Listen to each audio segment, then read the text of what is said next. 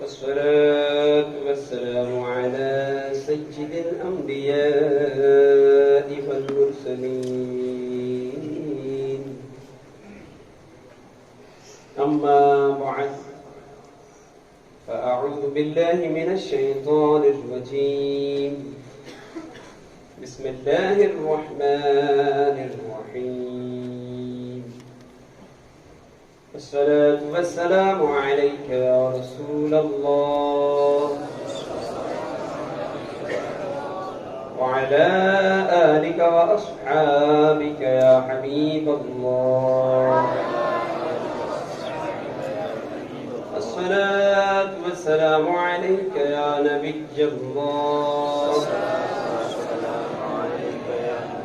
وعلى آلك وأصحابك يا نور الله نويت سنة الاعتكاف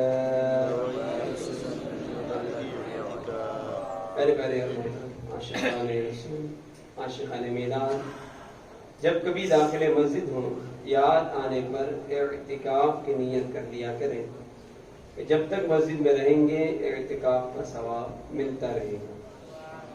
یاد رکھیے مسجد میں کھانے پینے سونے سحری افطاری کرنے یہاں تک کہ آب زمزم یا دم کیا ہوا پانی پینے کی بھی شرعاً اجازت نہیں ہے۔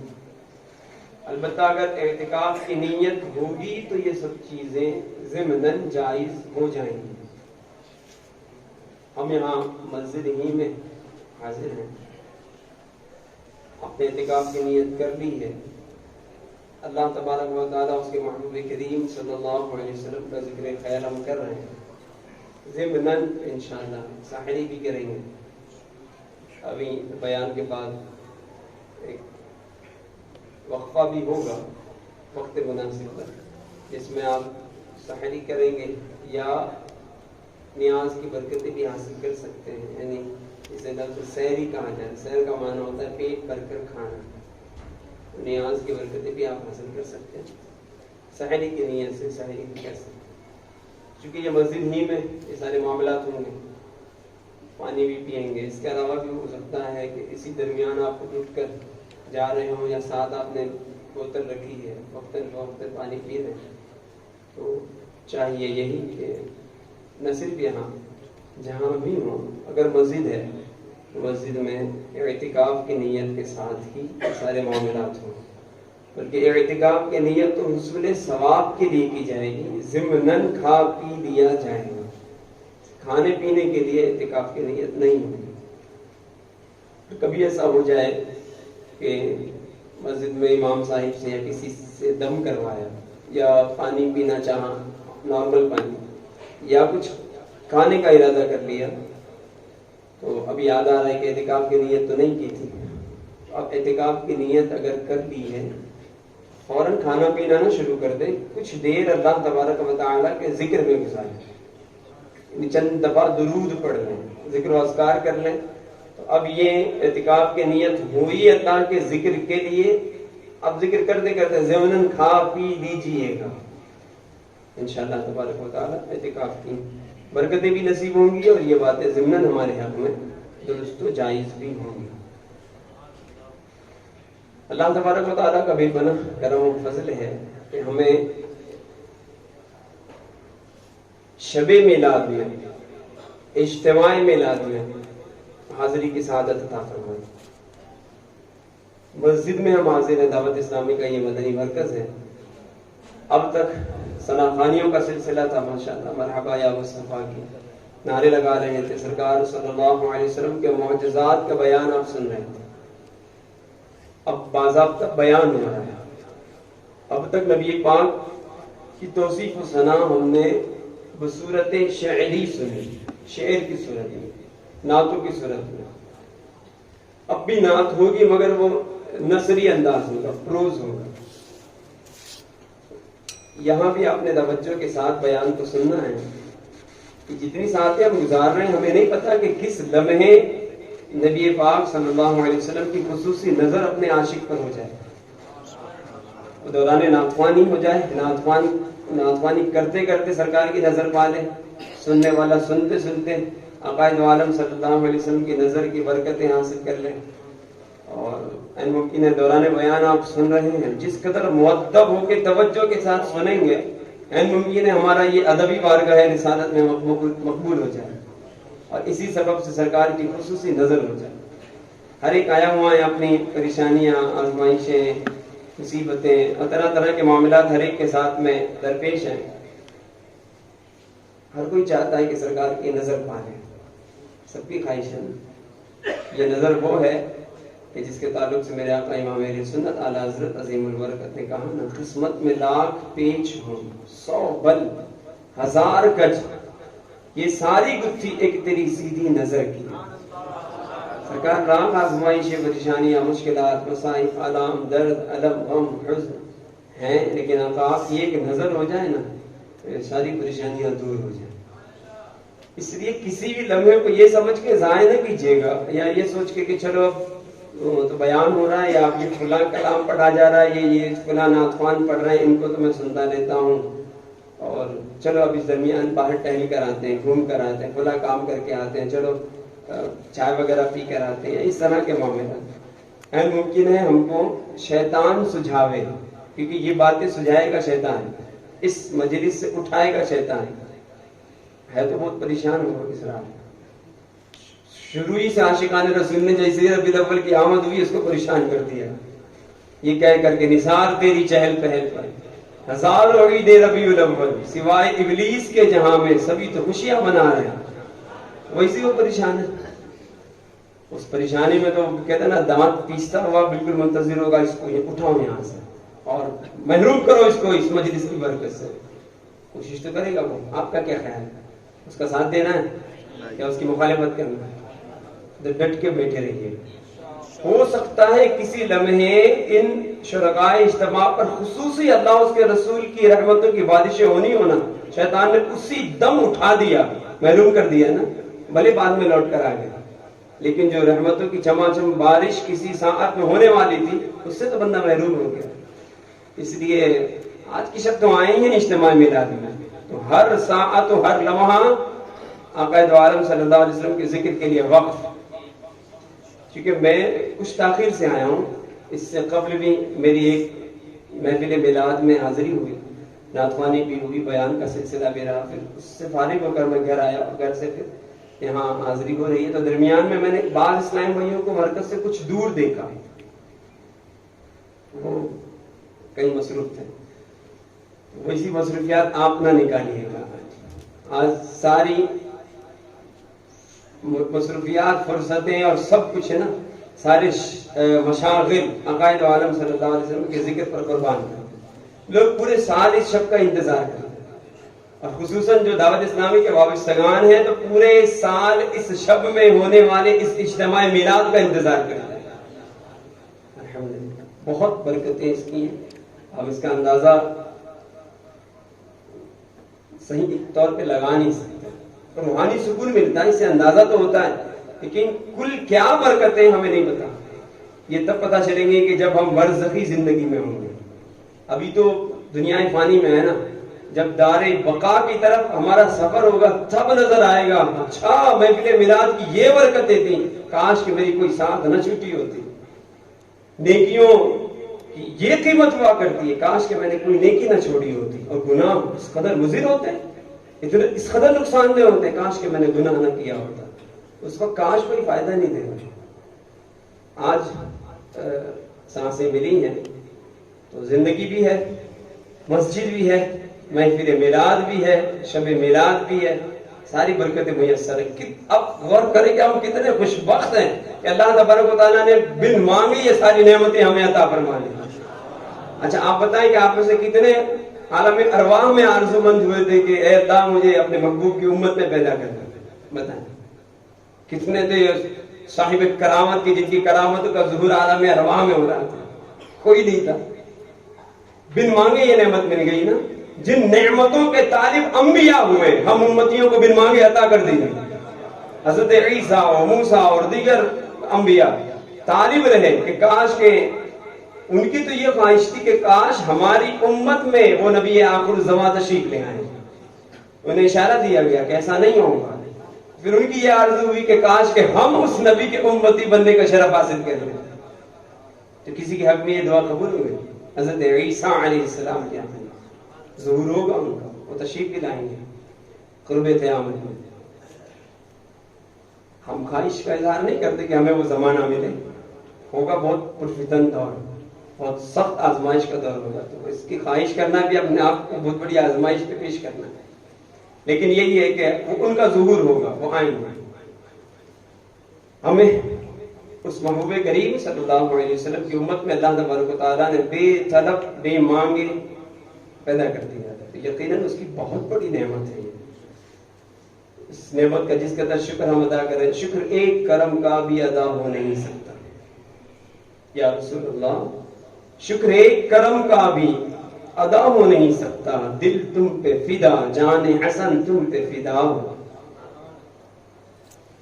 آمین. تو بڑی توجہ کے ساتھ, پوری توجہ کے ساتھ آپ نے بیان سننا. آئیے سب سے پہلے حدیث پاک سنتے ہیں. حضور اکرم نور مجسم صلی اللہ علیہ وآلہ وسلم نے ارشاد فرمایا. حدیث پاک سنیے, بلکہ پورا بیان ذوق کی کیفیت میں سننا. آنکھیں کھلی رکھنا ذوق کے خلاف نہیں, کوئی مسئلہ نہیں. آنکھیں کھلی ہو یا بند ہو, ایک عشق, وارفتگی, ذوق, محبت کی کیفیت میں سنیے نا. اب تک تو پتہ نہیں کسی مجلس سے ایسے ہی شریک ہوئے جیسے یہ رسمی انداز ہمارا ہوتا ہے. ویسے آپ ماشاءاللہ مؤدب بیٹھے ہوئے, لیکن بعضوں کا رسمی انداز جب من ہوا تو اٹھ کے چلے گئے, جب من ہوا تو پانی پی لیا, جب من ہوا تو اس سے بات کرنے لگے, اس سے گفتگو کرنے لگے, موبائل نکالا, میسیجنگ شروع کر دی. دیکھتے دیکھتے ویڈیو بناتے بناتے دیکھا اچھا کچھ آئے ہوئے نوٹیفیکیشن, تو وہاں اوپن کیا, وہاں جواب دیں شروع کر دی. یہ ہر کام جو ہوگا نا یہ غفلت میں ڈالنے والا ہے, اس سے پرہیز کیجیے گا. اور پورے ذوق کے ساتھ کر دیں نا اس کو فلائٹ موڈ, ایسی کر دیں. ویڈیو آن رکھنی ہے نا فلائٹ موڈ پہ کر کے, اور پوری محفل, اب کوئی دوسرا کام نہیں, فقط ہم ہوں گے, ذکر محبوب ہوگا. بس ہو سکتا ہے ہمارا اس ادب و شوق کے ساتھ اس اجتماع میلاد میں شرکت کرنا ہمارے لیے دنیا اور آخرت میں نجات کا سبب بن جائے. بڑے بڑے کام جو نہیں بن رہے تھے نا اسی ادب نے بنا دینے عین ممکن ہے. یہ ادب جو ہمارا ادب کے ساتھ میں اجتماع میلاد میں شرکت کرنا نہ ہو سکتا, یہ ہمیں وہ برکتیں دکھا دے. کچھ ایسا ہو جائے نا انقلابی کام, اس سے پہلے شرکتیں تو بڑی کی ہیں, ایسی شرکت ہو جائے یار کہ کچھ وارے نعرے ہو جائیں انشاءاللہ. یہ ایسی شرکتیں ہوتی ہیں نا تب وہ جلوے عام ہوتے ہیں, اور خبریں ملتی ہیں کہ عاشق رسول بیٹھا تھا, بیان ہو رہا تھا, نعت خوانی ہو رہی تھی, اور اس کی آنکھوں سے پردے ہٹ گئے اور جلوے مصطفیٰ نظر آئے. اس کی آنکھوں سے پردے ہٹ گئے اور سرکار کی سنہری جھاریاں اس نے روبرو دیکھی. مدینہ المنورہ میں اپنے آپ کو حاصل پایا, گنبد خضرا کے سائے میں پایا.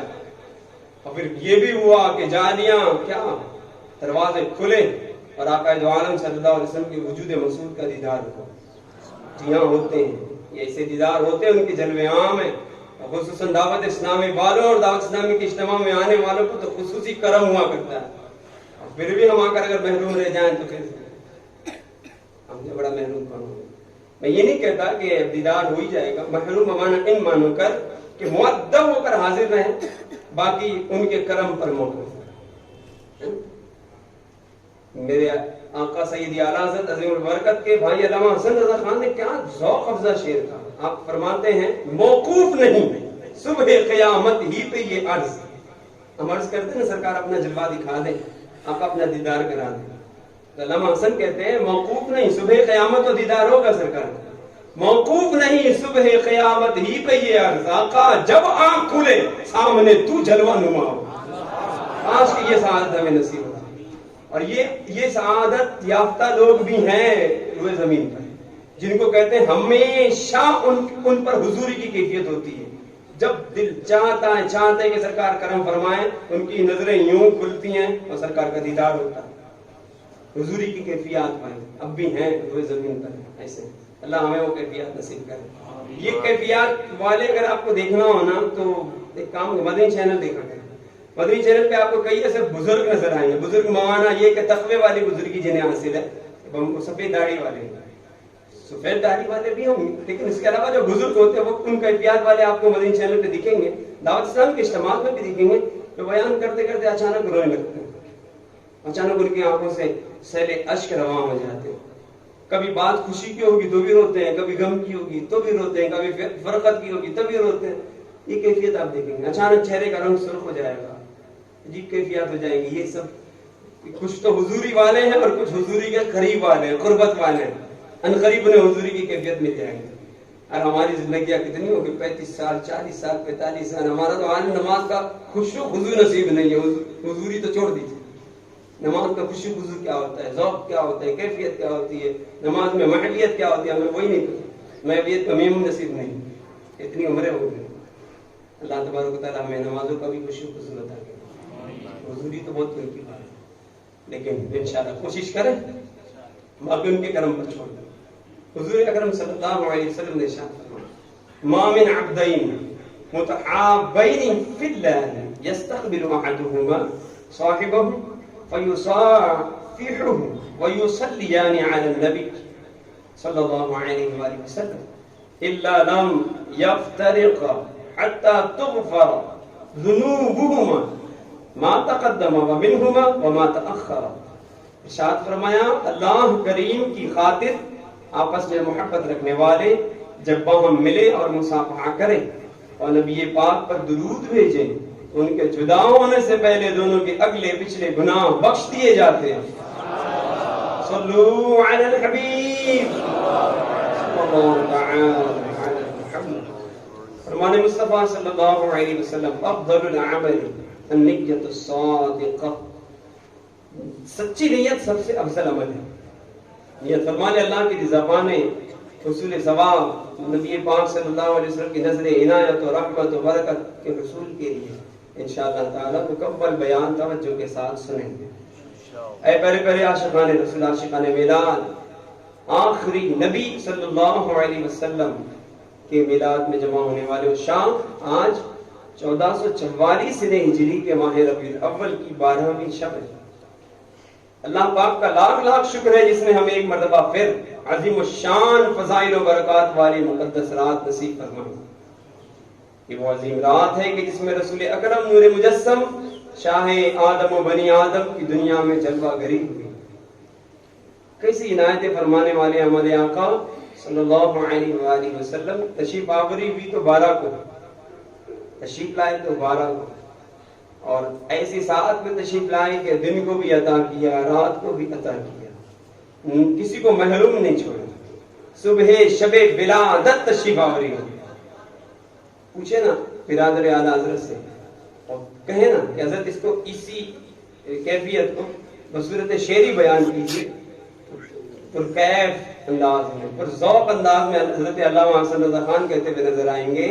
فرماتے ہیں محروم رہ نہ جائیں دن رات برکتوں سے، ہے اس لیے وہ آیا صبح شب ولادت، دن رات کو برکتیں عطا فرمائیں. ایسی ساعت میں ہمارے آقا کی جلوہ گری ہوئی. شیخ محقق شیخ عبد الحق رحمۃ اللہ علیہ فرماتے: بے شک سرور عالم کی شب ولادت شب قدر سے بھی افضل ہے، کیونکہ شب ولادت سرکار مدینہ یہ عقائد عالم کے اس دنیا میں جلوہ گر ہونے کی رات ہے، جبکہ لیلۃ القدر سرکار کو عطا کردہ رات ہے. اور جو رات حضور کے ذات کے ظہور کی وجہ سے افضل ہو وہ اس رات سے زیادہ شرف و عزت والی ہے جو ملائکہ کے نازل ہونے کی وجہ سے افضل ہے. اس شب عقائد عالم صلی اللہ علیہ وسلم کی دنیا میں جلوہ گری. یہ ہے شب میلاد. کچھ شب بڑی مشہور ہیں، کچھ راتیں مشہور ہیں: شب براءت، شب قدر، شب معراج اور شب میلاد.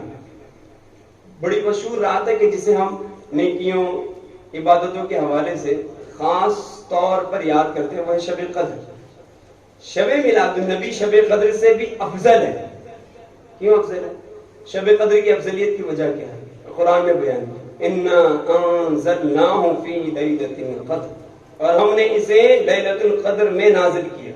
اسے سے مراد کیا ہے؟ قرآن کریم. اللہ تبارک و تعالیٰ فرما رہا ہے کہ ہم نے قرآن کریم کو لیلۃ القدر میں نازل کیا. چونکہ اس شب یعنی لیلۃ القدر میں قرآن کا نزول ہوا، اس لیے شب قدر شب قدر ہے. اور اس کی شان یہ ہے کہ لیلۃ القدر خیر من الف شہر، 1000 مہینوں سے بہتر ہے ایک شب. وجہ کیا ہوگی اس کی افضلیت کی؟ قرآن نازل ہوا. آگے ارشاد ہوا: تنزل الملائکۃ والروح، اور اس میں فرشتوں کا نزول ہوتا ہے. قرآن نازل ہو تو شب قدر افضل, فرشتوں کا نزول ہو تو شب قدر افضل. یہ قرآن جس نبی کے صدقے ہمیں ملا اور فرشتے جس نبی کے صدقے میں پیدا کیے گئے, وہ نبی جس رات تشریف لائیں وہ رات کیا ان ساری راتوں سے افضل نہیں ہوگی؟ شب قدر سے افضل نہیں ہوگی؟ یہ بات عاشق کو سمجھ میں آئی, ہمیں بڑے اچھے سے سمجھ میں آتی ہے الحمدللہ. اس لیے ہم شب میلاد کو شب قدر سے بھی افضل مانتے ہیں. اور یہ بات جو میں کہہ رہا ہوں, یہ کوئی کہے گا حضرت آپ نے ابھی اپنا عشق بیان کر دیا. جناب والا میں نے ان کے ارشادات سنائے جو اعلیٰ حضرت عظیم البرکت سے بھی پہلے کے مجدد ہیں اپنے وقت کے, شیخ عبدالحق محدث دہلوی رحمۃ اللہ تعالی علیہ. یہ جن لوگوں کو شب میلاد پر اعتراض ہوتا ہے نا, ان کو اپنا اکابر وہ بھی مانتے ہیں. اللہ کرے کہ وہ حقیقی معنوں میں انہیں اپنا اکابر مان لینا تو سب اسے اجتماع میلاد میں جمع ہو جائیں گے, کیونکہ وہ ان کے نظریات تو ہیں کہ وہ اشارے دے رہے ہیں جمع ہو جاؤ, شب میلاد ایسی برکتوں والی رات ہے. مگر وہی ہے کہ کچھ ماننا اور کچھ کو گول کر جانا یہ ہماری طبیعتیں نہیں ہیں, اور یہ مومنین کی صفت نہیں ہے. مومن تو وہ ہے سمعنا واطعنا, جو بزرگوں نے کہہ دیا وہ مان لینا. یہ ہم اہل سنت کا انداز ہے, پکے اہل سنت ہم ہیں الحمدللہ, جو آقا عالم صلی اللہ علیہ وسلم کا میلاد مناتے ہیں. ربائی میں سمجھایا نا شاعر نے, فرماتے ہیں ہر ایک اصول کے لیے فطری اصول زندہ ہے, چبھن میں رہ کے بھی خاروں میں پھول زندہ ہے.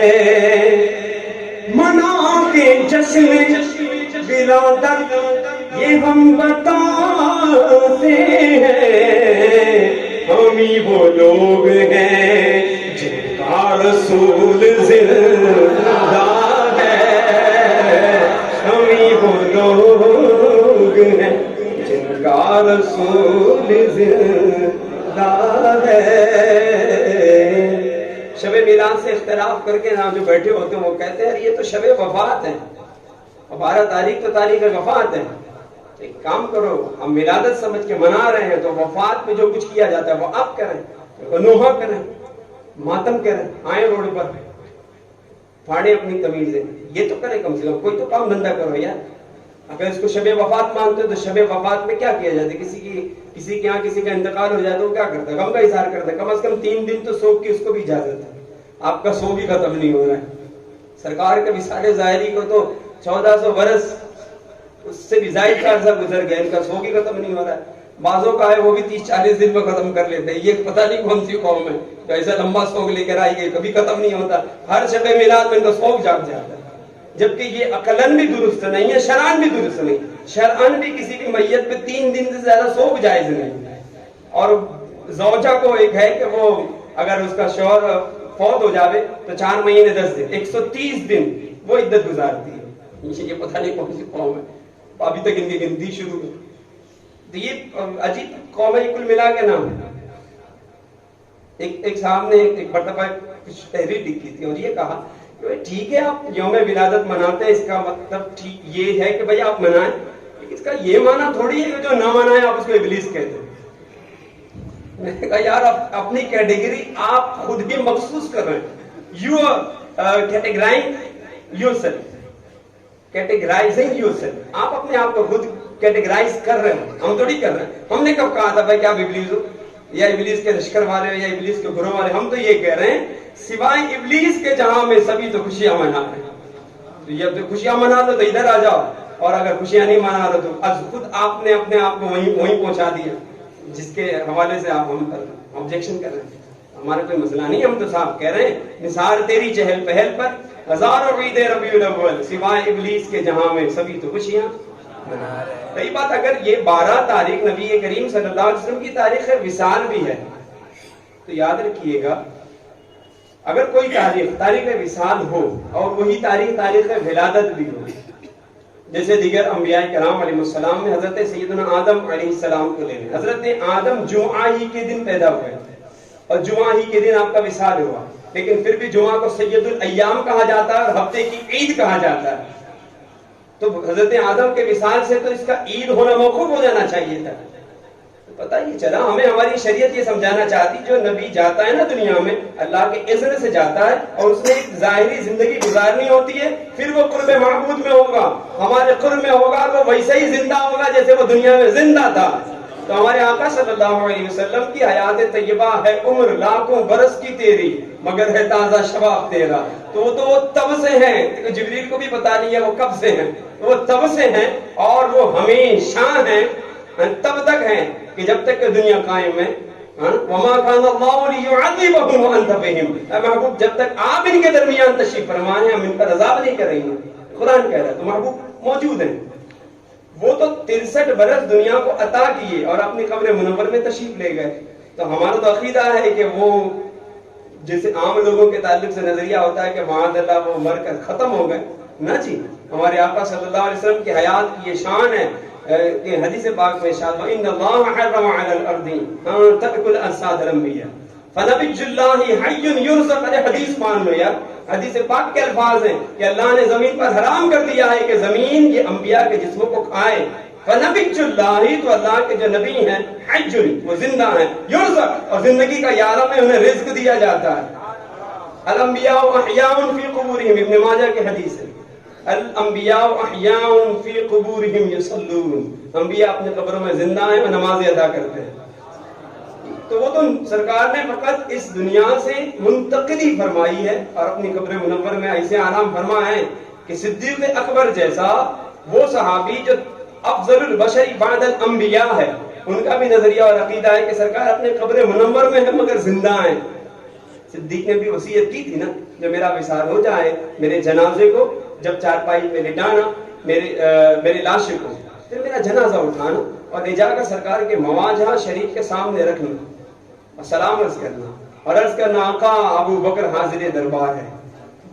کئی احادیث کی کتب میں یہ حدیث پاک موجود ہے کہ صدیق اکبر رضی اللہ تعالیٰ نے کیا کہا, کیا ارشاد فرمایا کہ میرے لاشے کو سرکار کے مواجہ شریف کے سامنے رکھ کر اور سرکار کی بارگاہ میں سلام عرض کرنا اور عرض کرنا کہ حضور ابو بکر حاضر دربار ہے.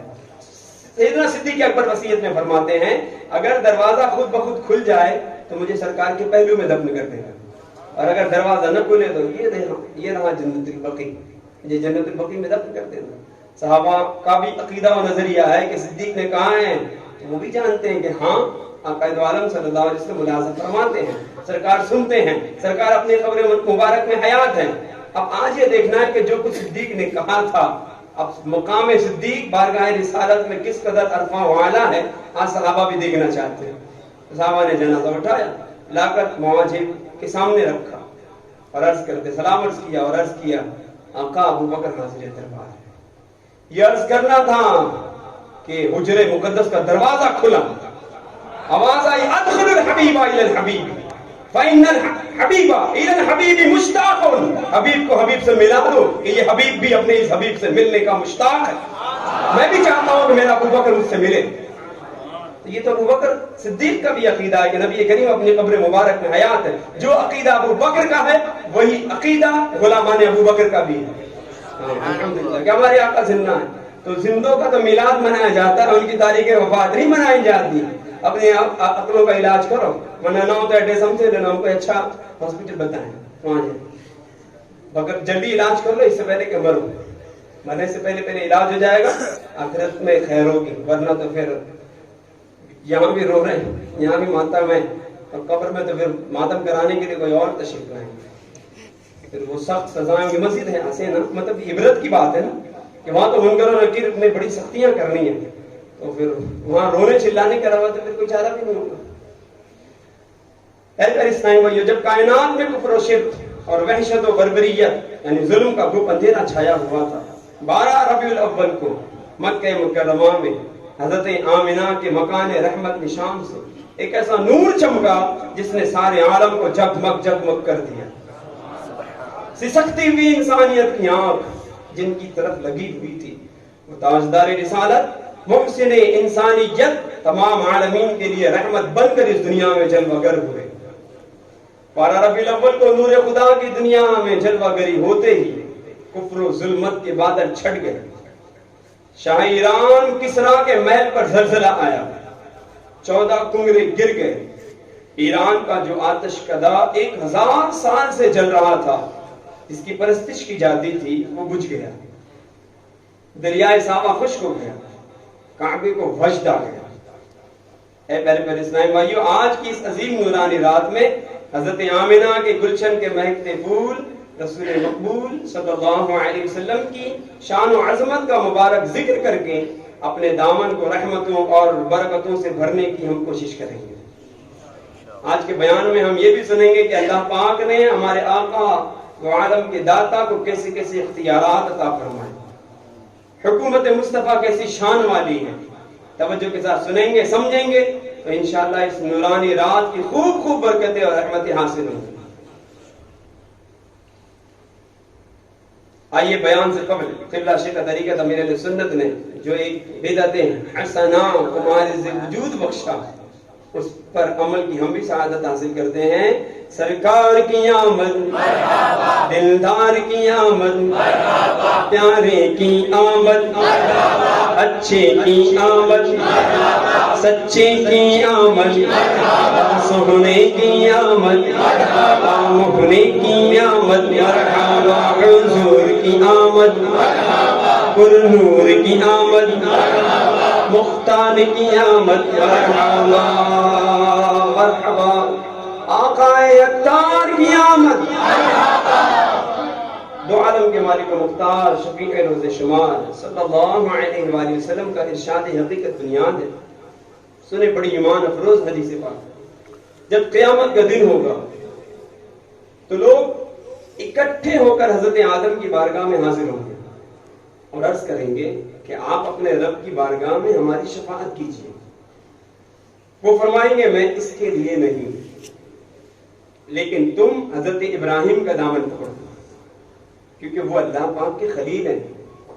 تو وہ حضرت ابراہیم علیہ السلام کے پاس جائیں گے، وہ بھی فرمائیں گے میں اس کے لیے نہیں، لیکن تم حضرت موسیٰ کے پاس جاؤ، کیونکہ وہ اللہ پاک کے کلیم ہیں۔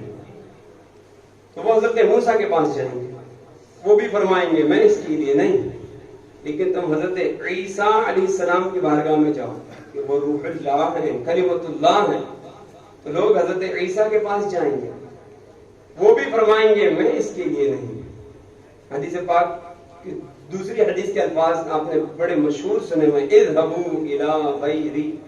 یہاں تو نام بنام انبیاء دوسرے نبی کی طرف بھیج رہے ہیں، ایک نبی دوسرے نبی کی طرف آنے والوں کو، امت کو وہ منتقل فرما رہے کہ میرے علاوہ ان کے پاس چلے جاؤ، نام لے کر بھی ذکر ہوا، اور کہیں ارشاد ہوا اذهبوا الی غیری، میرے علاوہ کسی اور کے پاس جاؤ۔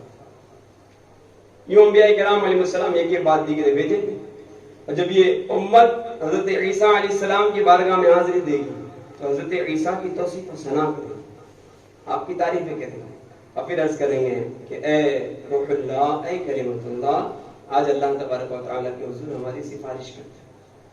حضرت عیسیٰ علیہ السلام فرمائیں گے کہ میں اس کے لیے نہیں، لیکن تم حضرت محمد مصطفیٰ کی خدمت میں چلے جاؤ، اور بعض روایتوں میں اشارہ فرمائیں گے یہاں چلے جاؤ۔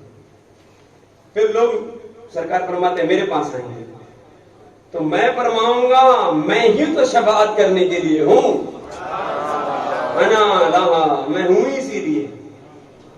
پھر میں اپنے رب سے اجازت طلب کروں گا تو مجھے اجازت ملے گی، اور اللہ پاک میرے قلب میں ایسی حمدیں ڈالے گا، اپنی ایسی تعریفیں ڈالے گا جو ابھی میرے علم میں حاضر نہیں، میں ان حمدوں سے حمد کروں گا، اور رب کریم کے حضور سجدے میں گر جاؤں گا۔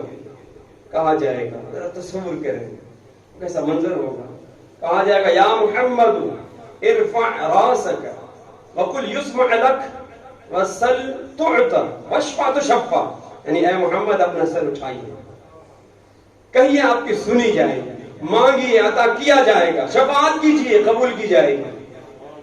میں عرض کروں گا یا ربی امتی امتی، یا رب میری امت میری امت، تو فرمایا جائے گا جائیے اور اپنی امت سے ہر اس شخص کو جہنم سے نکال لیجئے جس کے دل میں جو کے برابر بھی ایمان ہو۔ میں جاؤں گا اور انہیں نکال لاؤں گا، پھر واپس آؤں گا اور انہی حمدوں سے رب کریم کی حمد کروں گا۔ پھر دوبارہ رب کریم کے حضور سجدے میں گر جاؤں گا، کہا جائے گا یا محمد ارفع رأسک وقل یسمع لک وسل تعطى واشفع تشفع، اے محمد اپنا سر اٹھائیے، کہیے آپ کی سنی جائے گی، مانگیے عطا کیا جائے گا، شفاعت کیجیے قبول کی جائے گی۔ میں عرض کروں گا یا ربی امتی امتی، اے رب میری امت میری امت، کہا جائے گا جائیے اور اپنی امت کے ہر اس شخص کو نکال لائیے کہ جس کے دل میں رائی کے دانے کے برابر بھی ایمان ہو۔ چنانچہ میں جاؤں گا اور ایسوں کو نکال لاؤں گا، پھر واپس آؤں گا تو رب کریم کی انہی حمدوں سے ثنا کروں گا، پھر اس کے حضور سجدے میں گر جاؤں گا، کہا جائے گا یا محمد ارفع رأسک وقل یسمع لک وسل تعطى واشفع تشفع، اے محمد اپنا سر اٹھائیے، کہیے سنی جائے گی، مانگیے عطا کیا جائے گا، شفاعت کیجیے قبول کی جائے گی۔ میں عرض کروں گا یا رب امتی امتی، یا رب میری امت میری امت۔ اللہ پاک فرمائے گا جائیے اور جس کے دل میں رائی کے دانے سے بھی کم تر ایمان ہو اسے بھی آگ سے نکال لیجیے۔ چنانچہ میں جاؤں گا اور ایسا ہی کروں گا۔ مفتی احمد یار خان علیہ رحمۃ الرحمان فرماتے ہیں خیال رہے کہ ہم بذات خود رب کریم کی حمد نہیں کر سکتے جب تک ہم کو حضور نہ سکھائیں۔ ہماری حمد حضور کے سکھانے سے ہے اور حضور کی حمد رب کریم کے سکھانے سے ہے، اور رب کی جیسی حمد حضور انور نے کی ہے اور کریں گے، مخلوق میں کسی نے ایسی حمد نہ کی۔ اسی لیے آپ صلی اللہ علیہ وسلم کا نام ہے احمد، یعنی بہت زیادہ حمد و تعریف بیان کرنے والا۔ مزید فرماتے ہیں اس سجدے میں حضور انور رب کی بے مثال حمد کریں گے، اور مقام محمود پر رب کریم حضور انور کی ایسی حمد کرے گا کہ جو کوئی نہ کر سکا ہوگا۔ یہ حمد کون کرے گا؟ رب کریم کرے گا۔ کس کی؟ اپنے محبوب کی۔ محبوب رب کی حمد کر رہے ہیں، رب اپنے محبوب کی حمد کر رہا ہے۔ کیا شان ہے محبوب و محب کی ہے؟ حضرت نے ایسے تھوڑی کہا میں تو مالک ہی کہوں گا کہ وہ مالک کے حبیب، یعنی محبوب و محب میں نہیں میرا تیرا۔ اللہ عقائد عالم صلی اللہ علیہ وآلہ وسلم کی حمد ہوگی۔ اللہ تبارک و تعالیٰ فرمائے گا اسی لیے حضور انور کا نام محمد ہے، یعنی جس کی بہت زیادہ حمد و تعریف بیان کی گئی۔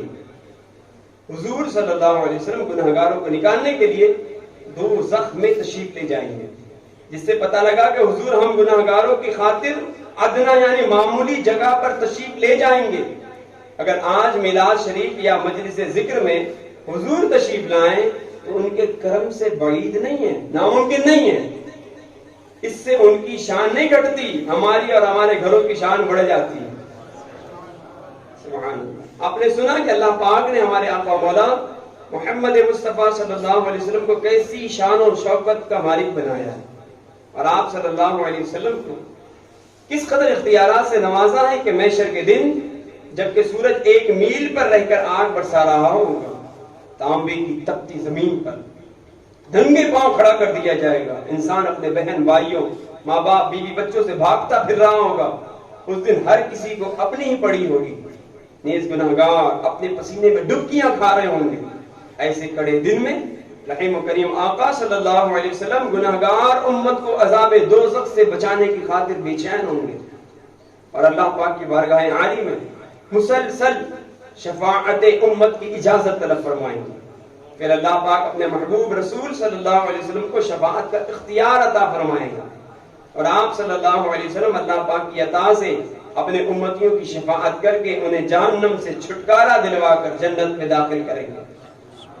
سبحان اللہ۔ پہلے اسلامی بھائی اس میں کوئی شک نہیں کہ ساری کائنات کا خالق و مالک اللہ پاک ہے، اور سب اس کے محتاج ہیں، کوئی چیز اس کے قبضہ اور اختیار سے باہر نہیں، مگر اس نے اپنے فضل و کرم سے مخلوق میں سے اپنے خاص بندوں مثلا انبیاء کرام اور اولیاء عظام رحمہم اللہ السلام کو بھی مختلف اختیارات و کمالات سے نوازا ہے۔ اس بات کو یوں سمجھیے کہ جو جس مرتبے کا مالک تھا اسے اسی کے مطابق اختیارات عطا کیے گئے۔ بلا شبہ انبیاء کرام وہ قابل احترام اور مقدس ہستیاں ہیں جن کا مقام مخلوق میں سب سے بلند و بالا ہے، لہٰذا ان کے عطا کردہ معجزات کمالات اور اختیارات بھی دیگر مخلوق سے افضل و اعلیٰ ہوتے ہیں. پھر ان میں بھی تاجدار انبیاء محبوب کبریا صلی اللہ علیہ وسلم کو جو مقام اور مرتبہ حاصل ہے وہ کسی مسلمان سے ڈھکا چھپا نہیں. لہذا آپ صلی اللہ علیہ وسلم کے اختیارات دیگر انبیاء کرام کے اختیارات سے زائد اور نمایاں ہیں. اللہ پاک نے اپنے پاکیزہ کلام قرآن کریم میں بھی جا بجا آپ صلی اللہ علیہ وسلم کے اختیارات کو بیان فرمایا. ارشاد ہوا فلا وربك لا يؤمنون حتى يحكموك فيما شجر بينهم ثم لا يجدوا في انفسهم حرجا مما قضيت ويسلموا تسليما. تو اے حبیب تمہارے رب کی قسم یہ لوگ مسلمان نہ ہوں گے جب تک اپنے آپس کے جھگڑے میں تمہیں حاکم نہ بنا لیں. پھر جو کچھ تم حکم فرما دو اپنے دلوں میں اس سے کوئی رکاوٹ نہ پائیں اور اچھی طرح دل سے مان لیں. اور 10 سورہ توبہ کی آیت نمبر 29 میں ارشاد خداوندی ہے قاتل الذین لا یؤمنون باللہ ولا بالیوم الآخر ولا یحرمون ما حرم اللہ ورسولہ. فرمایا گیا وہ لوگ جنہیں کتاب دی گئی ان میں سے جو اللہ پر ایمان نہیں لاتے اور نہ ہی آخرت کے دن پر اور نہ وہ ان چیزوں کو حرام قرار دیتے ہیں جنہیں اللہ اور اس کے رسول نے حرام کیا ہے. پارہ 28 سورۃ الحشر کی آیت نمبر 7 میں ارشاد خداوندی ہے وما آتاکم الرسول فخذوه وما نهاکم عنہ فانتہوا. اور رسول جو کچھ تمہیں عطا فرمائے وہ لے لو جس سے تمہیں منع فرمائے تم باز رہو. یہ نبی پاک صلی اللہ علیہ وسلم کا اختیار. پارہ 22 سورۃ الاحزاب میں ارشاد ہوا 36 نمبر آیت کریمہ وما کان لمؤمن ولا مؤمنۃ اذا قضى الله ورسوله امرا ان يكون لهم الخيرة من امرهم. اور کسی مسلمان مرد اور عورت کے لیے یہ نہیں کہ جب اللہ اور اس کا رسول کسی بات کا فیصلہ فرما دے تو انہیں اپنے معاملے کا کچھ اختیار باقی رہے. حضرت صلی اللہ فاضل مولانا نعیم الدین مراد آبادی فرماتے ہیں اس سے معلوم ہوا کہ آدمی کو رسول کریم کی فرما برداری ہر معاملے میں واجب ہے اور نبی کے مقابلے میں کوئی اپنی ذات کا بھی مختار نہیں ہے. ہم اپنی ذات کے بھی مختار نہیں ہیں نبی کریم صلی اللہ علیہ وسلم کے معاملے میں. یہ بڑی ذوق افزا بات ہے. یعنی گویا کہ نبی پاک صلی اللہ علیہ وسلم نے اپنی امت میں شامل فرما کے نا ہمیں خرید لیا ہے. ہم بکے ہوئے لوگ. ٹھیک ہے جو بکا ہوا ہوتا ہے نا جو کسی کا ہوتا ہے پھر وہ اپنی نہیں کرتا پھر کرتا اس کی ہے کہ جس کے ہاتھوں بک چکا ہو. کہتے ہیں نا شعر جب تک بکے نہ تھے تو کوئی پوچھتا نہ تھا. تم نے خرید کر ہمیں انمول کر دیا تو اب جب بک چکے ہیں اور نبی کریم نے خرید لیا ہے غور کر لیں اپنے حالات پر کہ بکنے کے بعد جو کچھ ہم کر رہے ہیں کیا یہ بکے ہوں کا کام ہے یہ کسی کے ہوئے ہوں کا کام ہے کہ اپنی منمانیاں کریں جیسا من کرے ویسا کرے جیسا نفس کہے ویسا کرے جیسا شیطان انہیں سمجھائے اس طرح کریں. ایسا تو نہیں ہونا چاہیے. ارے پیارے اور محترم اسلامی بھائی آپ نے سنا کہ خالق کائنات نے اپنے محبوب کو کیسے کیسے اختیار سے نوازا کہ مسلمانوں کے آپس کے معاملات میں بھی آپ کو حاکم و مختار بنا کر مسلمانوں پر آپ کی اطاعت کو لازم قرار دیا. یوں ہی آپ صلی اللہ علیہ وسلم کو اس بات کا بھی اختیار دے دیا کہ جسے چاہیں جو چاہیں حکم فرما دیں اور جس چیز سے چاہیں جب چاہیں منع فرما دیں. جو چاہیں گے جسے چاہیں گے یہ اسے دیں گے کریم ہے یہ خزانے لٹانے آئے ہیں. عقائد عالم صلی اللہ علیہ وسلم کے اختیارات کی شان دیکھیں کیا شان ہے ہمارے آقا صلی اللہ علیہ وسلم کی. جب اللہ پاک نے اپنے بندوں پر حج فرض فرمایا اور رحمت عالم نور مجسم صلی اللہ علیہ وسلم نے خطبے میں حج کی فرضیت کا اعلان کرتے ہوئے فرمایا ایھا الناس قد فرض اللہ علیکم الحج فحجوا. یعنی اے اللہ پاک کے بندو اے لوگوں اللہ پاک نے تم پر حج کو فرض فرما دیا لہذا حج کیا کرو. تو ایک صحابی رسول حضرت اقرع بن حابس رضی اللہ عنہ نے عرض کیا یا رسول اللہ کیا ہر سال حج کرنا فرض ہے؟ 3 مرتبہ انہوں نے یہی سوال کیا مگر ہر مرتبہ رسولوں کے سالار نبی مختار صلی اللہ علیہ وسلم نے خاموشی اختیار فرمائی. پھر ارشاد فرمایا لو قلت نعم لوجبت اگر میں نے ہاں کہہ دیا ہوتا تو ہر سال حج کرنا فرض ہو جاتا. یہ ہمارے آقا کا اختیار ہے. یاد رہے کہ حج زندگی میں ایک ہی بار فرض ہے. جیسا کہ حدیث پاک میں ہے کہ جب صحابی رسول حضرت اقرا بن حابس نے رسول اللہ صلی اللہ علیہ وسلم سے ہر سال حج فرض ہونے کے بارے میں سوال کیا تو آقا کریم نے ارشاد فرمایا بل مرتن واحدۃ فمن زاد فتطوعا، یعنی حج ایک ہی مرتبہ فرض ہے، جو ایک سے زائد کرے گا وہ نفلی ہوگا. لیکن اختیار تو آقا عالم صلی اللہ علیہ وسلم نے اپنا بتا دیا نا لوگوں کو. اگر میں ہاں کہہ دیتا تو ہر سال حج کرنا فرض ہو جاتا. گویا خدا کی رضا چاہتے ہیں دو عالم، خدا چاہتا ہے رضا محمد کہ میرے محبوب کی مرضی کیا ہے، وہ محبوب کہہ دے جیسا کہہ دے ویسا ہو جائے. وہ زبان جس کو سب کن کی کنجی کہے اس کی نافذ حکومت پہ لا سب. یہ اختیار ہے ہمارے آقا صلی اللہ علیہ وسلم. ارشاد فرمایا لولا ان اشق علی امتی لفرضت علیہم السواک کما فرضت علیہم الوضوء، اگر مجھے اپنی امت کی دشواری کا خیال نہ ہوتا تو میں ضرور ان پر مسواک کو اسی طرح فرض کر دیتا جس طرح میں نے ان پر وضو فرض کیا ہے.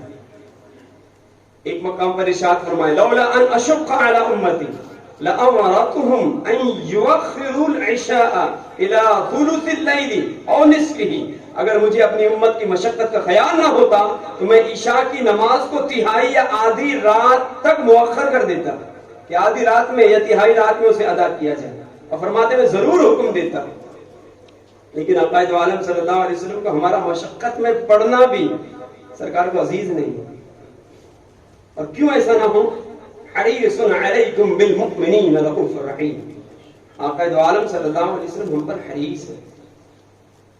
کیا شان ہے نا ہمارے آقا، کتنے شفیق و مہربان ہیں ہمارے آقا. ارشاد فرمایا ولولا اضعف الضعیف والسقم السقیم لأخرت هذه الصلاة الى شطر الليل، اگر بوڑھوں کی کمزوری اور مریضوں کی بیماری کا خیال نہ ہوتا تو نماز عشاء کو آدھی رات تک ضرور مؤخر کر دیتا کہ آدھی رات میں ادا. غور کریں آج عشاء 8:30 8:45 8:55 کی ہوتی ہے تو لوگ کہہ رہے ہوتے بڑی تھکن ہو جاتی، بڑی حالت عجیب ہو جاتی، تھکن ہو جاتی، کھانا کھا لیتے ہیں تو پھر پڑھا نہیں جاتا، کچھ کیا نہیں جاتا، دن بھر کی تھکن کے سبب بدن مطلب اجازت نہیں دے رہا ہوتا. معاذ اللہ اس طرح کے لوگ ہیلے بہانے بتاتے ہیں. اور کیجیے اگر یہ عشاء کی نماز کو آدھی رات میں مؤخر کر دیا جاتا تو عموماً جس وقت لوگ اٹھ کے تہجد پڑھتے ہیں اور یہ سوچتے ہیں کہ یہ افضل ترین وقت ہے کہ وہ آدھی رات میں اٹھتے ہیں، اس آدھی رات میں اگر نماز عشاء کو ادا کرنا یہ ہم پہ لازم کر دیا جاتا تو ہم کیا کرتے. لیکن نبی پاک صلی اللہ علیہ وسلم کی شفقت یہ ہے کہ عشاء کو ابتدائی شب میں ہمیں عطا کر دیا گیا، پھر بھی ہم سے ادا نہیں ہوتی. ہماری حالت کیسی عجیب ہے نا. عاشق کے رات کہتے ہیں ہم بڑی محبت کرتے ہیں سرکار سے، عقائد عالم کے نام پہ جان قربان، تھوڑی نفسانی قربانی نہیں دے پاتے، تھوڑی بدنی قربانی ہم سے نہیں دی جاتی، مالی قربانی تو پھر دور کی بات ہے، خواہشات کی قربانی ہم سے نہیں دی جاتی. دیں اور اپنے آپ کو سچا امتی ثابت کریں اس سے پہلے کہ فرشتہ موت آئے اور پھر اعمال کا سلسلہ منقطع ہو، زندگی کا سلسلہ ختم ہو اور ہمیں قبر میں منتقل کر دیا جائے، پھر وہاں سوائے پچھتاوے اور پشیمانی کو کچھ ہاتھ نہ آئے. اس سے پہلے اس منزل میں اترنے سے پہلے اپنے آپ کو سچا نمازی بنا لیں. بڑی آسانیاں فرمائیں ہمارے آقا صلی اللہ علیہ وسلم نے ہم پر. ام المؤمنین حضرت عائشہ صدیقہ رضی اللہ تعالی عنہا سے مروی ہے ان النبی صلی اللہ علیہ وسلم کان اذا دخل بیتہ بدأ بالسواک، یعنی نبی کریم جب بھی دولت خانے میں تشریف لاتے سب سے پہلے مسواک ہی کیا کرتے تھے. عقائد عالم کو مسواک کرنا اس قدر پسند. فرمان مصطفیٰ ہے السواک مطہرۃ للفم مرضات لرب، یعنی مسواک منہ کی پاکیزگی اور اللہ پاک کی رضا کا سبب ہے، اللہ پاک کی رضا کا ذریعہ ہے. اس لیے چاہیے کہ مسواک کو بھی اختیار کریں، مسواک کرنا اپنی عادتوں میں شامل ہے. فتح مکہ کے موقع پر سرکار نامدار صلی اللہ علیہ وآلہ وسلم نے حرم مکہ کی گھاس وغیرہ کاٹنے کی حرمت بیان کرنے کے بعد حضرت عباس کی گزارش پر اپنے خاص اختیارات کا استعمال کرتے ہوئے صحابہ کرام کی ضرورتوں کی وجہ سے حرم شریف کی اذخر نامی گھاس کو کاٹنا یہ عقائد عالم نے حلال و جائز فرما دیا. اختیار دیکھیں نا آقا دو عالم کا صلی اللہ علیہ وآلہ وسلم. ایک اور روایت سنیں, مجھے اندازہ نہیں ہوا میرے بیان کا دورانیہ بھی ختم ہو چکا, پھر میں کچھ عرض کر رہا ہوں, مختصر کر کے پھر انشاءاللہ اخیر میں کچھ اہم باتیں عرض کرنی ہیں. یار اس ٹائم بھائی اس میں کوئی شک نہیں کہ ہر مسلمان پر دن رات میں 5 نمازیں پڑھنا فرض ہے. اس کی فرضیت کا انکار کفر ہے, اور جان بوجھ کر ایک بار بھی چھوڑنے والا گناہ کبیرہ کا مرتکب ہے, جہنم کی آگ کا حقدار ہے. جیسا کہ نبی کریم صلی اللہ علیہ وسلم نے ارشاد فرمایا, 5 صلوات فی اليوم واللیلہ, یعنی دن رات میں 5 نمازیں فرض ہیں. مگر قربان جائیے سرکار نامدار صلی اللہ علیہ وسلم کے اختیارات پر کہ ساری امت پر 5 نمازیں فرض ہونے کے باوجود ایک صاحب کی گزارش قبول کرتے ہوئے انہیں 3 فرض نمازیں چھوڑنے کی سرکار نے اجازت عطا فرمائی. ایسے اختیار والے ہمارے آقا. مروی ہے کہ ایک صاحب نبی اکرم صلی اللہ علیہ وسلم کی خدمت میں حاضر ہوئے, اس شرط پر اسلام قبول کرنے کے لیے آمادہ ہوئے کہ میں 2 ہی نماز پڑھا کروں گا. سرکار نے قبول فرمایا. یاد رہے کہ نماز چھوڑنے کی یہ اجازت صرف انہی صاحب کے لیے خاص تھی, کسی اور کے لیے ایک نماز بھی بلا عذر شرعی چھوڑنا جائز نہیں ہے. یہ آقا دو عالم کا اختیار ہے. ایسے بہت کئی ایسی روایتیں ہیں کہ نبی کریم صلی اللہ تعالی علیہ وآلہ وسلم نے اپنے اختیارات کا استعمال فرمایا. بڑی ایمان افروز بات میرے ذہن میں ہے, میں اسے عرض کیا چاہتا ہوں. سنیں, ایک آخری حدیث پاک بیان میں عرض کرتا ہوں. حضرت سیدنا ابو ہریرہ سے مروی ہے, ایک شخص نے بارگاہ اقدس میں حاضر ہو کر عرض کیا, رسول اللہ میں ہلاک ہو گیا. فرمایا کس چیز نے تمہیں ہلاکت میں ڈال دیا؟ عرض کی میں رمضان میں اپنی عورت سے صحبت کر بیٹھا حالت روزہ میں. فرمایا کیا غلام آزاد کر سکتے ہو؟ یہ کفارے بیان کیے جا رہے ہیں. غلام آزاد کر سکتے ہو؟ عرض کی نہیں, غریب بہت تھے. فرمایا کیا لگاتار 2 مہینے کے روزے رکھ سکتے ہو؟ عرض کی نہیں. فرمایا کیا 60 مسکینوں کو کھانا کھلا سکتے ہو؟ عرض کی نہیں. اتنے میں خدمت اقدس میں کھجور لائے گئے. حضور صلی اللہ علیہ وسلم نے اس شخص سے فرمایا یہ کھجوریں ہیں, انہیں خیرات کر دو, تمہارا کفارہ ادا ہو جائے گا. یہ صرف انہی کے لیے خاص تھا, باقی ہمارے لیے نہیں. ہم کھجوروں کا ٹرک بھی خیرات کریں گے نا تو کفارہ وہی ہے جو بیان کیا گیا. یہ نبی کریم کا اختیار ہے کہ آقا دو عالم صلی اللہ علیہ وآلہ وسلم نے کھجوروں کا تشت عطا کیا, فرمایا انہیں تقسیم کر دو, خیرات کر دو, تمہارا کفارہ ادا ہو جائے گا. صحابی بھی صحابی کی اپنی شان ہوتی. جیسے ہی آقا دو عالم کا یہ ارشاد سنا, عرض کیا آقا اپنے سے زیادہ کس محتاج پہ خیرات کرو؟ سرکار میں سب سے زیادہ محتاج, اپنے سے زیادہ کس پر خیرات کرو؟ حالانکہ مدینے بھر میں کوئی گھر ہمارے برابر محتاج نہیں ہے. فضحک النبی, آقا دو عالم مسکرائے. اللہ اکبر, یہ مسکرائے جان سی کلیوں میں بڑھ گئی, یوں لب کشا ہوئے کہ گلستہ بنا دیا. مسکرانا بھی کیسا تھا, غور کیجئے. صحابی کو کفارے ارشاد فرمانا, یوں کرو یوں کرو یوں کرو یوں کرو. پھر سرکار صلی اللہ علیہ وآلہ وسلم کے ارشاد کو عرض کرتے آقا نہیں, سرکار نہیں. سرکار حالت عجیب ہے. ہوتا ہی تھا کہ دن بھر میں مزدوری کرتے تھے, بڑی مشقت والا کام کرتے تھے. آقا دو عالم صلی اللہ علیہ وسلم 60 روزے رکھنے کا فرمان ہے, تو سوچ رہے کہ دن بھر مزدوری کرتا ہوں, بڑی مشقت کا کام کرتا ہوں, روزے رکھ پانے دشوار ہے میرے لیے. پھر غلام آزاد کرنے کے بعد اور دیگر جو بھی کفارے بیان کیے گئے تو یہی عرض کرتے ہیں آقا نہیں, مجھ میں طاقت نہیں. اور جب نبی کریم صلی اللہ علیہ وآلہ وسلم نے کھجور کا تشت عطا کیا تو عرض کرتے ہیں آقا سب سے بڑا محتاج تو میں ہی ہوں. دیکھیں آقا دو عالم کی شان. فضحک النبی صلی اللہ علیہ وسلم حتی بدت نواجدہ وقال اذهب فاطعمه اهلك.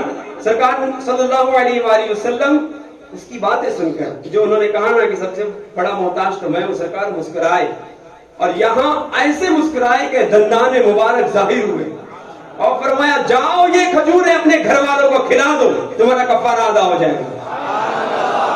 سبحان اللہ. یہ ہے اختیار مصطفیٰ. اعلیٰ حضرت عظیم البرکت فتاوی رضویہ میں اس حدیث کو نقل کرنے کے بعد مدینے کے سلطان کی عظمت و شان کا بیان کرتے ہوئے فرماتے ہیں, مسلمانوں گناہ کا ایسا کفارہ کسی نے بھی نہ سنا ہوگا کہ روزہ توڑنے پر 100 سوا 2 من خرمے کھجوریں बारगाह सरकार से अता होते हैं कि खुद खा लो कफारा हो गया। वल्लाह ये मोहम्मद रसूलुल्लाह की बारगाह रहमत है कि सजा को इनाम से बदल दिया। मजीद फरमाते हैं कि उनकी एक निगाह कलम कबीरा गुनाहों को हसनात में तब्दील कर देती है। जी जो बात मैं कहना चाहता था यहाँ बात वो बयान में मौजूद है। क्या फरमाया इमाम अहले सुन्नत ने? फरमाते हैं उनकी एक निगाह इनायत तुम्हारे बड़े बड़े जो गुनाह है ना, कबीरा गुनाहों को न सिर्फ मेट देगी, न सिर्फ खत्म कर देगी, अमाल नामे से महफ कर देगी, बल्कि वो नेकियों से तब्दील कर देगी। वो है निगाह मुस्तफा सल्लल्लाहु तआला अलैहि वसल्लम। फरमाते हैं कि जब तो अरहमुर राहिमीन ने गुनाहगारों, खतावारों, तबाहकारों को उनका दरवाजा बताया है, क्या वलौ अन्नहुम इज़्ज़लमू अनफुसहुम जाऊका फस्तगफिरुल्लाह वस्तगफरलहुमुर रसूल लवजदुल्लाह तव्वाबर रहीमा। ऐ महबूब, जब ये अपनी जानों पर जुल्म कर लेना, गौर करें, हम अपनी किस्मतों पे नाज करें। अब ये हदीस पाक सुनकर ये आयत करीमा पे गौर करें कि ऐसी ऐसी इनायतें फरमाते हैं आपका गुनाहगारों को, ऐसे कफ्फारे भी इरशाद फरमाते हैं कि कफ्फारों में ना उनसे कुछ लेते हैं बल्कि उन्हें अताए फरमाते हैं। रब्बे करीम भी अरहमुर राहिमीन है, और कैसा करम है उसका उम्मत महबूब पर कि ऐसे इख्तियारात अपने महबूब को दिए कि जिससे चाहे फर्ज को माफ करें, फर्ज में रुखसती अता फरमाए, कफ्फारों में ये रुखसती अता करें, बजाय लेने के अता कर दें, बजाय कुछ खर्च करने के नबी करीम उन पर इनायतों की बारिश फरमा दें। ऐसी नवाजिशें फरमाने वाले के पास भेजा जा रहा है। वलवन्नहुम इज़्ज़लमू।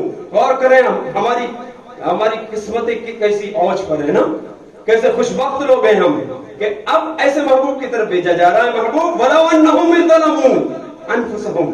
ए महबूब, ये लोग जब अपनी जानों पर जुल्म करें जाऊका तो तेरे हुजूर हाजिर हो जाएं, तेरे हुजूर आए, और फिर क्या करें? फस्तगफिरुल्लाह, तेरे हुजूर हाजिर होकर अल्लाह तबारक व तआला से ये मुआफी तलब करें, इस्तिग़फार करें, ताइब हो, तौबा करें। सिर्फ इतना ही नहीं महबूब, तेरी शान महबूबी का इजहार वहां भी होना है। वस्तगफर लहुमुर रसूल, और ये रसूल सिफारिश करें कि मौला आ गया है ना, मेरे पास आ गया, और ए अल्लाह तुम मेरी रजा के खिलाफ नहीं करता, मैं महबूब कुछ चाह दूं मौला तो तुम मेरे इशारे अबरू पर तू तो किबले तब्दील कर देता है। ये आ गया है मेरे पास, यहाँ आके सिफारिश कर रहा है, रो रहा है, अर्ज कर रहा है आका मेरी सिफारिश कर दे, आका मेरे गुनाहों की बख्शिश के लिए अल्लाह की बारगाह में अर्ज कर दे, तो मौला ये आ गया, अब करम कर दे। तो इरशाद फरमाया गया जब ऐसा कर लेगा ना, महबूब तेरा उम्मती ऐसा कर लेगा, क्या गुनाह किए, तेरे हुजूर हाजिर हुआ, तेरे हुजूर हाजिर होकर उसने मुझसे माफी मांगी और तूने सिफारिश कर दी, तो इसे ये इनाम मिलेगा लवजदुल्लाह तव्वाबर रहीमा। तो ये अल्लाह को बहुत तौबा कबूल करने वाला मेहरबान पाएगा। हम इसकी तौबा कबूल करेंगे और हम इस पर मेहरबानी फरमाएंगे। नाज करें अपनी किस्मतों पर, क्या किस्मतें मिली हमें, अल्हम्दुलिल्लाह। पूरी जिंदगी बंदा सजदे शुक्र अदा करते रहे तो इस शुक्र का हक अदा नहीं हो सकता, शुक्र एक करम का भी अदा हो नहीं सकता। दिल तुम पे फिदा, जाने हसन तुम पे फिदा हो। तो इसीलिए तो जब इतनी इनायतें हैं उसके बावजूद भी नबी करीम का यौम विलादत आए, उनकी शबे विलादत आए, उम्मती होकर उनका यौम विलादत न मनाए, उनकी खुशियों में खुश ना हो, तो ऐसे को तो मर जाना चाहिए। कैसे बदकिस्मत लोग हैं, माज़अल्लाह इस पे बातें करते हैं। कुरान करीम देखिए, कुरान करीम में इरशाद फरमाया जरा वज़क्किरहुम बिअय्यामिल्लाह, और अल्लाह तबारक व तआला के दिनों को याद करो। आप बताएं जितने दिन हो, चाहे वो हज के दिन हो, चाहे वो रमजान के दिन हो, या वो अय्याम की जिन अय्याम में अल्लाह ताला की खास निशानियों का ज़ुहूर हुआ, फरमाया जरा उन दिनों का की याद करो, उनका जिक्र करो, उनके चर्चे करो। जनाबे वाला ये जितने अय्याम और इन अय्याम में जिन अंबिया किराम अलैहिमुस्सलाम से कोई निशानी जाहिर हुई, वो अंबिया, वो अय्याम जिस महबूब करीम के सदक़े में मारिज़ वजूद में आए, जिस नबी करीम के सदक़े में उन्हें जिंदगी मिली, जिस नबी करीम सल्लल्लाहु अलैहि वसल्लम के सदक़े में उन्हें हयात मिली, वो आका जिस शब में तशरीफ लाए, उस शब को, उस दिन को किस कदर याद किया जाएगा। वज़क्किरहुम बिअय्यामिल्लाह में, क्या ये अय्यामिल्लाह में नहीं है ईद मिलाद? इसके सदक़े में जिन्हें बरकतें मिली हैं, उन हजरात से जो दिन मखसूस हो जाए और जो दिन बरकतें पाले, वो अय्यामिल्लाह होता है, वो अल्लाह तबारक व तआला के खुसूसी दिनों में शुमार किया जाता है। सारे अय्याम जो है ना, उस यौम मिलाद के कुर्बान, کہ جس یوم میں آقا دو عالم صلی اللہ علیہ وسلم کا ظہور ہوا. پھر قرآن کہتا ہے وَأَمَّا بِنِعْمَةِ رَبِّكَ فَحَدِّثْ, اور اللہ تبارک و تعالیٰ کی نعمتوں کا خوب خوب چرچا کرو. میں آپ سے سوال کرتا ہوں, ایک مومن کے لیے نبی کریم صلی اللہ علیہ وسلم سے بڑھ کر اور کون سی نعمت ہو سکتی ہے؟ ارے ساری نعمتیں تو ہمیں اسی محبوب کریم کے صدقے عطا ہوئی ہیں, ہر نعمت تو ان کے صدقے ملی ہے. یہ کتنی بڑی نعمت ہے. اور قرآن کہتا ہے وَأَمَّا بِنِعْمَةِ رَبِّكَ فَحَدِّثْ, اور اللہ تعالیٰ کی نعمتوں کا خوب خوب چرچا کرو. ہم کیا کر رہے ہیں؟ چرچا ہی تو کر رہے ہیں, اور یہ خاص ساعت ہے اس چرچا کرنے کی. میں آج آپ کو عرض کروں بڑی اہم بات, آقا دو عالم صلی اللہ علیہ وسلم جب دنیا میں جلوہ گر ہوئے, سبھی کہتے ہیں, بڑی مشہور حدیث ہے کہ سرکار نے دنیا میں پیدا ہوتے ہی سجدہ فرمایا, اور سجدہ فرما کے کیا کہا تھا؟ ربی حب لی امتی. کیا کہا تھا؟ اے میرے رب میری امت کو میرے حوالے کر دے.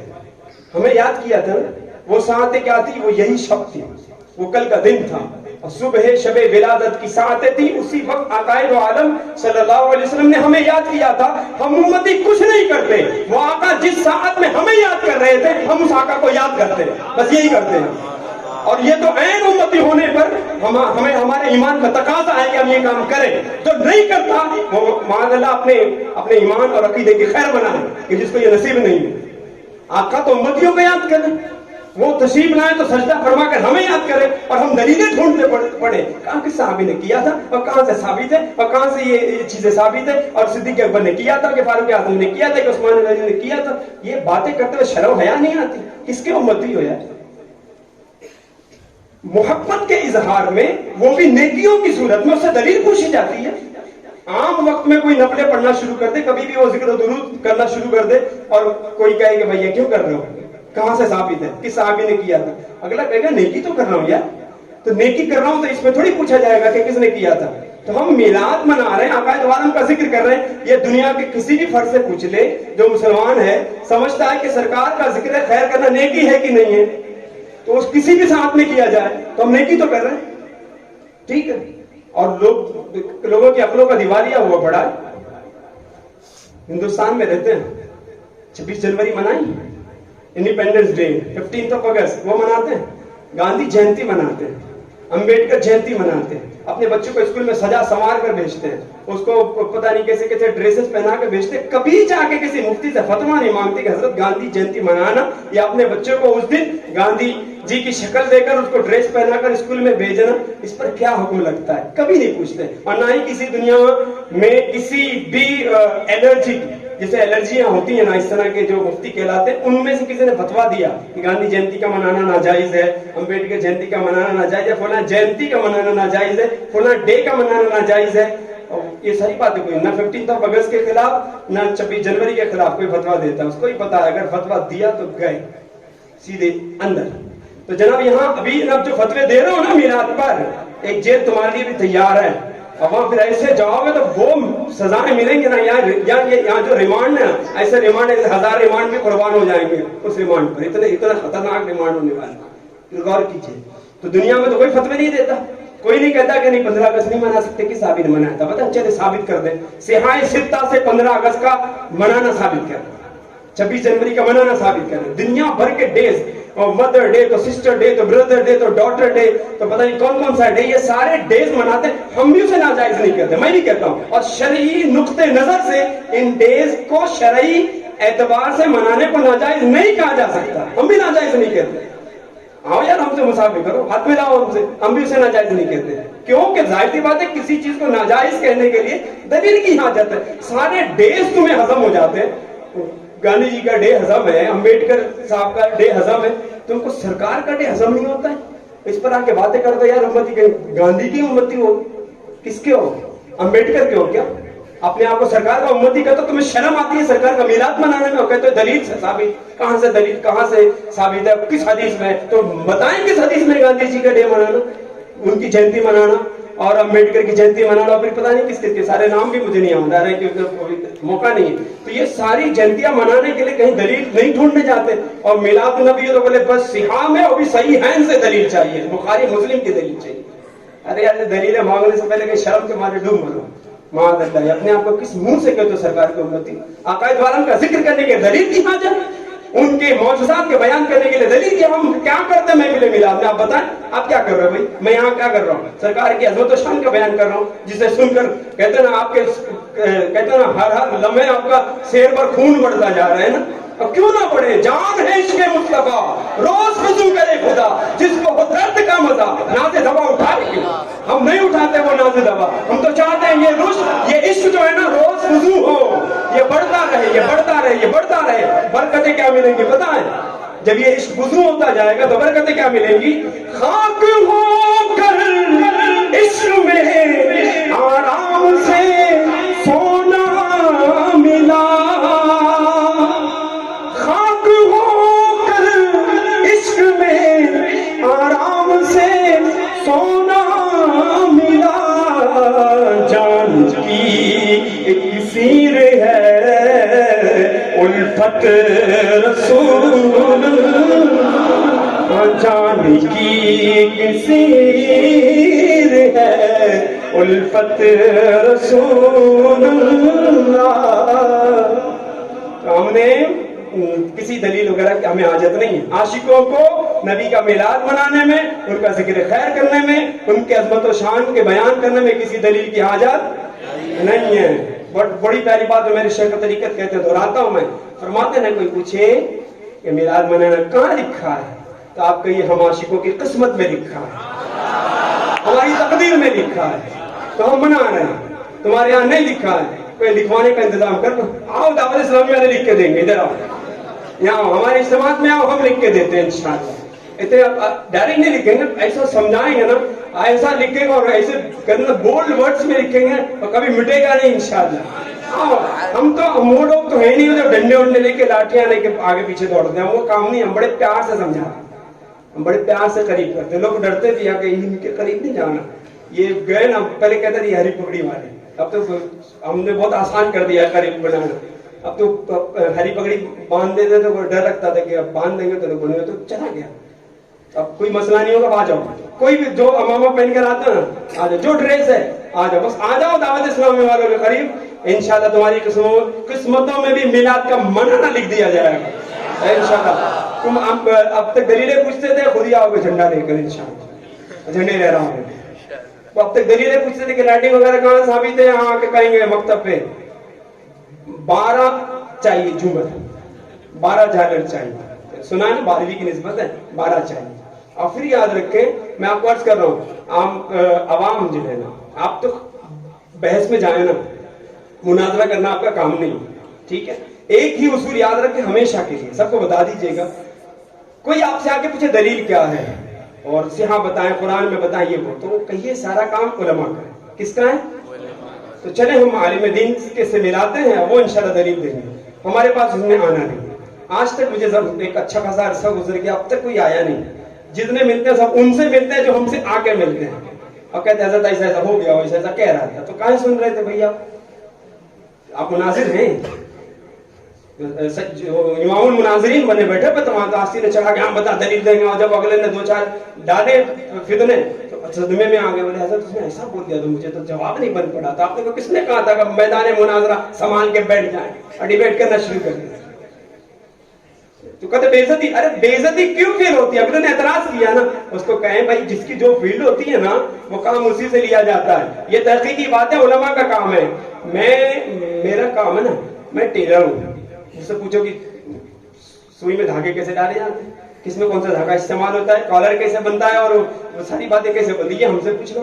کوئی سی اے صاحب ہوں گے تو وہ کہیں گے بھائی ان سے آ کر کوئی پوچھ لے بھائی کیا بتائے کہ میلاد منانا کہاں سے ثابت. تو سی اے صاحب یہ کہیں گے بھائی کہ اکاؤنٹ سے ریلیٹڈ ساری انفارمیشن میرے پاس میں جائے گی. رہی بات ہے کہ شریعت کے دلائل دینا، قرآن و حدیث کے دلائل دینا، یہ کام کس کا ہے؟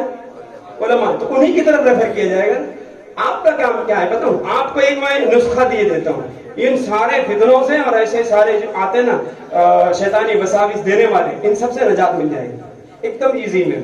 اور طریقہ یہ ہے، آئندہ کوئی شخص آ کر آپ کے پاس، جیسے آپ نے جھنڈا لہرایا ہے نا، یا جھنڈا ہاتھ میں لے لیا اور وہ آ کر کہہ دے کہ جھنڈا لگانے کہاں سے ثابت ہے، تو آپ کہہ دے بھائی دیکھ ہم وہ شاخ ہے نا ہماری، ہم عشق و محبت والے ہیں. آپ کہہ رہے ہو یہ کہاں سے ثابت ہے، تو اس کو اس کہاں سے ثابت ہے اس کے دلائل دینا ہمارے علماء کا کام ہے، لیکن ہمیں پریشان کرو گے نا تو ایک لیا ہے 12 اور خرید کے لاؤں گا انشاءاللہ، اور 12 ہاتھوں میں دوں گا میں، گھر پہ 3 دکھ رہا نا، اب مزید 27 کا انتظام نہ کر دوں تو پھر خیر نہیں ہے، یاد رکھنا اگر اب اعتراض کیا تو کوئی سی بھاگ جائے گا وہ، بولے جانا تو یار 3 ہی پہ خیر ہے اور 10 گھر پہ لگا دے گا تو مسئلہ کر دے گا۔ یہ جواب ہے عوام کا، یہی جواب ہے آپ کا، ایسے دیا کرے جواب۔ وہ آ کے پوچھے لائٹنگ کہاں سے ثابت ہے، بولے بھیا ابھی تک فقط میرا ایک گھر ہے، چال میں مزید 12 کا انتظام کروں گا، میں بلاتا ہوں بھی ڈیکوریٹر کو، پوری گلی سجاؤں گا، کیا خیال ہے؟ دلیل چاہیے، دلیل چاہیے، میری دلیل تو یہی ہے، ٹھیک ہے؟ تو لوگ چھیڑنا چھوڑ دیں گے، بولیں گے بھیا جتنا اتنے پہ اکتفا رہے، اور اکتفا نہیں ہوگا انشاءاللہ۔ یہ دن بہ دن یہ اعتراض کرنے والے کرتے رہیں، دن بہ دن میلاد مصطفیٰ نے بڑھتے ہی جانا ہے، اور بڑھتے ایسے نہیں جانا، ہمارے بڑھانے سے نہیں بڑھے گا۔ یہ کیا شان ہے محبوب کی، وَرَفَعْنَا لَكَ ذِكْرَكَ، قرآن نے کہا ہے محبوب ہم نے تمہارے لیے تمہارے ذکر کو بلند کر دیا۔ تو محبوب کے ذکر کو بلند کرنے والی ذات کس کی ہے؟ اللہ کی۔ اللہ تعالیٰ اپنے محبوب کے ذکر کو بلند کر رہا ہے نا، وہ ذکر ہم سے کروا رہا ہے، تو یہ ہماری خوش بختی ہے، ہمارے کیے سے نہیں ہو رہا ہے، وہ طرف کے کرائے سے ہو رہا ہے، اور یہ ہوتا جائے گا۔ کیوں؟ ایک طرح سے فرمایا گیا وَرَفَعْنَا لَكَ ذِكْرَكَ، اے محبوب ہم نے تمہارے لیے تمہارے ذکر کو بلند کر دیا، اور یہ بڑھتا اس لیے جائے گا نا۔ پھر قرآن نے کہا وَلَلْآخِرَةُ خَيْرٌ لَكَ مِنَ الْأُولَىٰ، اے محبوب ہر تیری آنے والی گھڑی تیری پچھلی گھڑی سے افضل ہے۔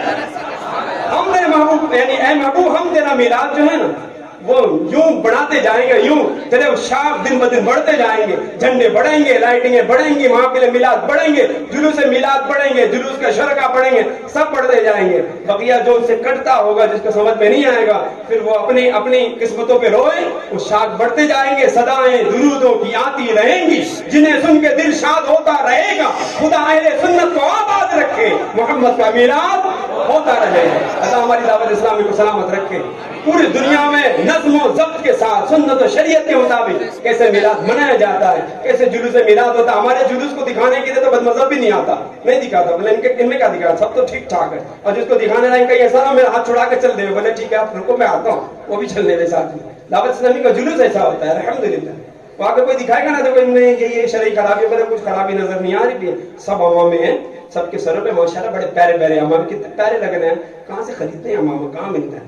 وہ اگلا بولے گا یار اس کو دکھانے کے لیے تو گیا میرے ہاتھ سے۔ تو دعوت اسلامی کا جلوس ایسے ہوتا ہے۔ نیت کر لیں آج یہ محفل میلاد ہے، یہاں شریک ہیں، کل انشاءاللہ جلوس میلاد میں شریک ہوں گے۔ اور یہ دعوت اسلامی جس نے ایسا جشن ولادت منانے کا انداز دیا، اس دعوت اسلامی کو بھی نہیں چھوڑیں گے انشاءاللہ۔ اس کے اجتماعات میں آئیں گے، ہفتہ اجتماعات میں آئیں گے، مدنی قافلہ میں سفر فرمائیں گے، روزانہ اپنی مساجد میں ہونے والے درس میں شرکت کریں گے، مدرسۃ المدینہ میں شرکت کریں گے۔ نیک اعمال کا رسالہ اپلیکیشن وہ اپنے موبائل میں ڈاؤن لوڈ کر کے اسے فیل کریں گے انشاءاللہ۔ یوں اپنی دنیا بنائے رکھیں گے، آخرت بنی رہے گی، تقویٰ پرہیزگاری اختیار کریں گے، عقائد و عالم کا میلاد مناتے مناتے مناتے انشاءاللہ دنیا سے رخصت ہوں گے، اور پھر قبر میں چین کی نیند سوئیں گے، اور وہاں تو پھر تو ساری آزادی ہوگی انشاءاللہ۔ یہاں سرکار کی آمد مرحبا کے نعرے لگا رہے ہو نا، یہ ٹریننگ ہو رہی ہے۔ آج تو تصور میں کہہ رہے ہیں نا کہ تصور میں گویا کہ سرکار کی آمد ہو رہی، تو ہم کہہ رہے ہیں سرکار کی آمد مرحبا، سردار کی آمد مرحبا۔ جب تصور میں یہ کیفیات ہیں کہ لوگ اپنے میں نہیں ہیں، قبر میں جب بنفس نفیس سرکار کو آتا دیکھیں گے تو کیا کیفیت ہوگی؟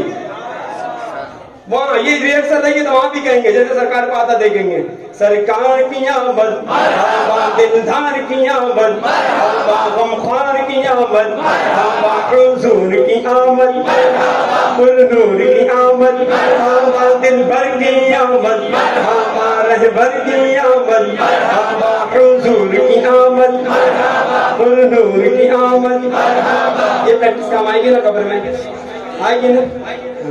ایک جگہ اور کام آئے گا، یہ جب ساری امت دیگر انبیاء کرام علیہ السلام سے ہو کر آزمائشوں میں عقائد عالم صلی اللہ علیہ وسلم کی طرف بڑھے گی نا، تو سرکار صلی اللہ علیہ وسلم تو مقام محمود پر ہوں گے، لیکن کئی مواقع ایسے آئیں گے جہاں سرکار صلی اللہ علیہ وسلم تشریف لائیں گے، ساتھ میں 70,000 فرشتوں کا جھرمٹ ہوگا، اور یوں عقائد عالم کی آمد ہوگی۔ امتی جیسے ہی دیکھے گا تو کہے گا سرکار کی آمد مرحبا، دلدار کی آمد مرحبا، غمخوار کی آمد مرحبا، حضور کی آمد مرحبا، پرنور کی آمد مرحبا۔ پریکٹس ہو رہی ہے نا؟ الحمدللہ کرتے رہیں گے انشاءاللہ. آئیے میں آپ کو یوم میلاد کا ایک وظیفہ عرض کرتا ہوں, اسے سننا ہے. 12 ربیع الاول کو کیا جانے والا خاص وظیفہ, جو کوئی ان اسماء کا ورد 12 ربیع الاول کو کرے پورا سال خوشحالی میں گزارے گا.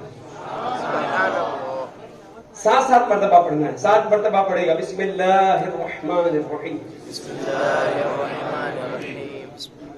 اچھا یہ آپ نے ارادہ کر لیا ابھی پڑھنے کا, بولے کیوں سن کر بعد میں فضیلت حاصل کرنا, ابھی کیے لیتے کر لیں. بسم اللہ الرحمن الرحیم. بسم اللہ الرحمن الرحیم. بسم اللہ الرحمن الرحیم. بسم اللہ الرحمن الرحیم. بسم اللہ الرحمن الرحیم. بسم اللہ الرحمن الرحیم. یا اللہ یا اللہ یا اللہ یا اللہ یا اللہ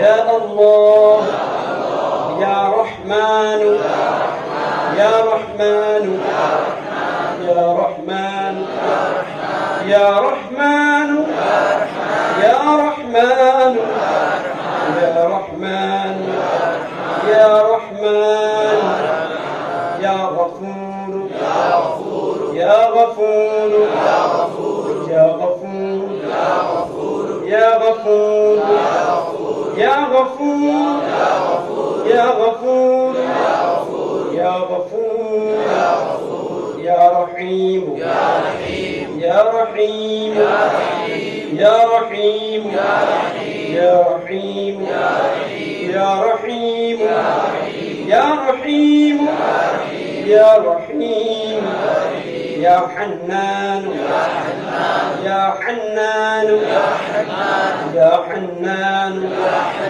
یا حنان یا حنان یا حنان یا حنان یا منان یا منان یا منان یا منان یا منان یا منان یا منان یا دجال یا دجال یا دجال یا دجال یا دجال یا دجال یا دجال یا سبحان یا سبحان یا سبحان یا سبحان یا سبحان یا سبحان یا سبحان. صلو علی الحبیب صلی اللہ علیہ وسلم. فرمایا جو کوئی ان اسماء کا ورد 12 ربیع الاول کو کرے پورا سال خوشحالی میں گزارے گا. خوش رہیں آپ. ماشاءاللہ. اب انشاءاللہ مزید سلسلہ کلام جاری و ساری رہے گا.